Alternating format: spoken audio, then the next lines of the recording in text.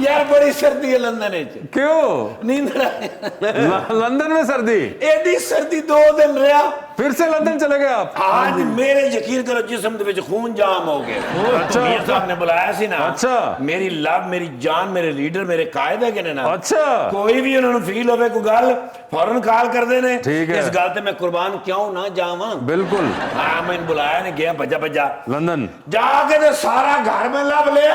ठीक है, विच बंदो ही कोई नहीं लंदन में। हाँ जी ठीक है। मैं कि यार मैंने बुला के किधर चले गए, फिर मैंने याद आ गया। मैं बार बार कह रहे सन सारे भी पाकिस्तान आ रहे हैं, पाकिस्तान आ रहे हैं। मेरे नाल किधर शरारत की थी ने। मैंने बुला के तो आप पाकिस्तान चले गए। इतनी देर में मैंने आवाज आई है आई बो छत तो। अच्छा हाँ मैं कि छत को बंदा है गया इन्होंने छत ते मियां साहब छत ते एवनफील्ड की छत पे। एवनफील्ड की छत दे उत्ते। ठीक है। आप शेर अली साहब जिन्होंने चरखड़ी लेके खलोते ने। अच्छा मियां साहब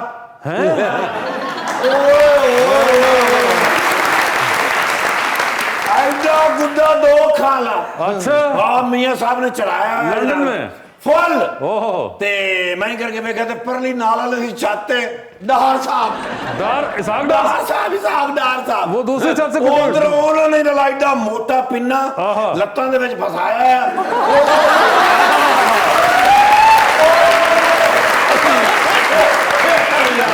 मैंने फील हो गया कि कल ले गए ने। अच्छा गया भज के जाके ते फिर मैं पिन्ना ही करके फड़िया ही डार साहब के पीछे ते मियां साहब ने डार साहब दी गुड्डी काट दी मारिया फिर मैं बबलियां मियां साहब साडे लीडर ने। अच्छा मैं कहता इतनी देर नूं डार साहब ने दूआ गुड्डा चढ़ा लिया। अच्छा मियां साहब ने ऐं करके आ करके आ किता फिर काट दी।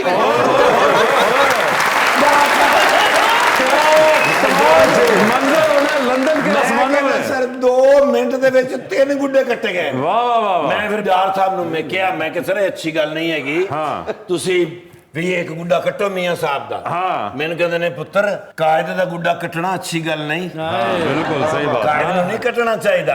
मैं कि सर गल तुहाडी वड्डी हैगी है पर कमाल गल कीती ने। मैं कि सर गुड्डे फिर किन्ने क कटाओगे। कहंदे ने पीछे बड़ा माल पिया नो प्रॉब्लम। ओके किन्ना क कट लेंगे। ठीक है मैं कि सर वो तो मैनू ही पता भी पीछे बड़ा माल पिया किन्ना क कट लेंगे।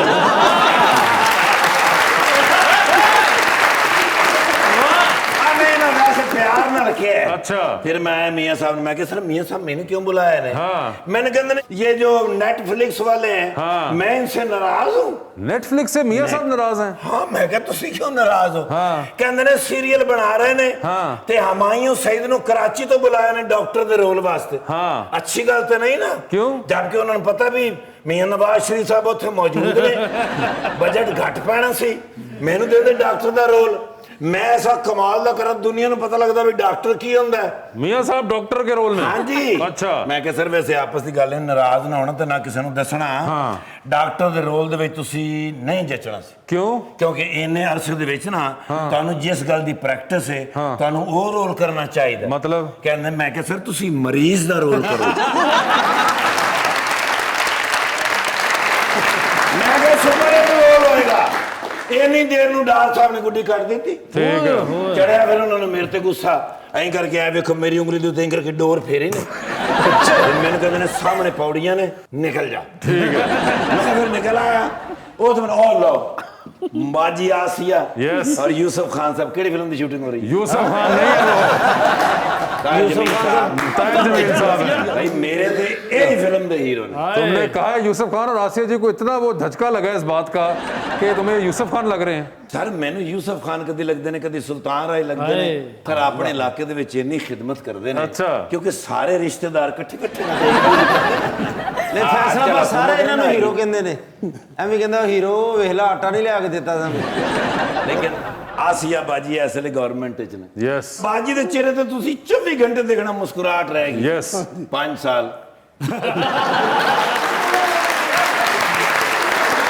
ਹੁਣ 1.5 ਸਾਲ ਰਹਿ ਗਿਆ ਹੁਣ ਥੋੜੀ ਥੋੜੀ ਘਬਰਾਹਟ ਵੀ ਆਈ। ਉੱਤਰ ਬਾਜੀ ਨਾਲ ਮੈਂ ਕੰਮ ਕੀਤਾ ਬੜਾ। ਅੱਛਾ ਜੀ ਇਲੈਕਸ਼ਨ ਦੇ ਵਿੱਚ ਬਾਜੀ ਦਾ ਚਿਹਰਾ ਹੈ ਹੀ ਮੁਸਕਰਾਉਂਦਾ ਹੋਇਆ ਚਿਹਰਾ। ਬਾਜੀ ਹਾਰ ਵੀ ਜਾਣ ਤੇ ਮੁਸਕਰਾਣਗੇ। ਅੱਛਾ ਜੀ 1.5 ਸਾਲ ਬਾਅਦ ਤੁਸੀਂ ਵੇਖ ਲੈ।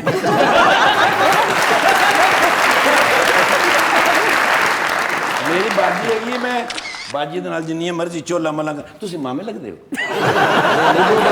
ਬਾਜੀ ਦਾ ਵੋਟਰ ਹੈਗਾ ਮੇਰੀ ਸਾਰੀ ਫੈਮਿਲੀ ਪੀਟੀਆਈ ਦੇ ਵਿੱਚ ਨਹੀਂ ਨੂਨ ਲੀਗ ਵਿੱਚ ਸੌਰੀ ਮੈਂ ਜ਼ਰਾ ਨੇੜੇ ਆ ਗਿਆ ਬਾਕੀ ਤਾਹਿਰ ਜਮੀਲ ਸਾਹਿਬ ਦੀ ਵੀ ਕੀ ਬਾਤ ਹੈ ਹਕੂਮਤ ਕੀਤੀ ਹੈ 30 ਸਾਲ ਹਾਂ ਕੀ ਬਾਤ ਸਮਝ ਤੁਹਾਨੂੰ ਆਏ वेलकम बैक टू मुज़ाकरात। जी रुखमा ने हमें ज्वाइन किया, ये पहली बार आपसे दोनों से मुलाकात। रुखमा आप क्या महसूस कर रही हैं? आपकी तो पहली मुलाकात है इन लोगों से। मैं पढ़ना नहीं चाह रही आर्गुमेंट में भी मेरी ना सकती आ जाए वो ते आप बेचारी डरी बैठी है कि पता नहीं की होने लगा बाजी चौके मैंने तार साहब से ना मार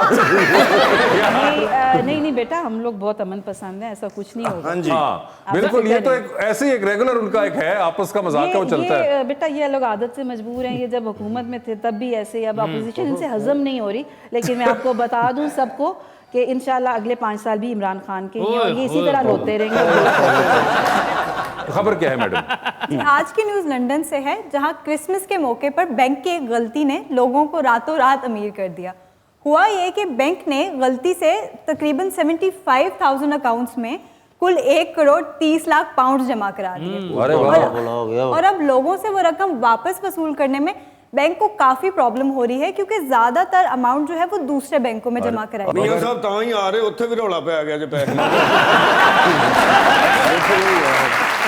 अच्छा हमारे पास एक सेगमेंट है अवाम का सवाल तो कौन अवाम की तरफ से सवाल सबसे पहले पूछना चाहेगा जी आप जी मेरा नाम फरहान मलिक है और मेरा पीएमएलएन के जो गेस्ट हैं उनसे क्वेश्चन है जी कि सर इनके दौर में तो अब महंगाई ने बहुत ज़्यादा असर दिखाया है अगर हम आपको मौका देते हैं आपकी हुकूमत लेकर आते हैं तो आप इस महंगाई को कैसे कवर करेंगे और इस पर कैसे काबू पाएंगे देखें बेटा बात यह है कि पाकिस्तान मुस्लिम लीग नून ने पहले भी अपनी कारकर्दगी के साथ पाकिस्तान को तरक्की की मंजिलों की जानब रवा दवा किया था पंजाब के अंदर जितने मेगा प्रोजेक्ट्स हैं तमाम के तमाम पाकिस्तान मुस्लिम लीग नून के दौर में लगे सबसे बड़ी बात कि जब पाकिस्तान अंधेरों में डूब रहा था तो मियां मोहम्मद नवाज शरीफ की क़ियादत में अंधेरों को रोशनियों में बदला गया और 12,000 मेगावाट पाकिस्तान की तारीख में आसिया बेबी सुन लें पाकिस्तान की तारीख में 12,000 मेगावाट बिजली जो है वो पाकिस्तान मुस्लिम लीग नून के कायद मियां मोहम्मद नवाज शरीफ की मेहनत की बदौलत ऐड की गई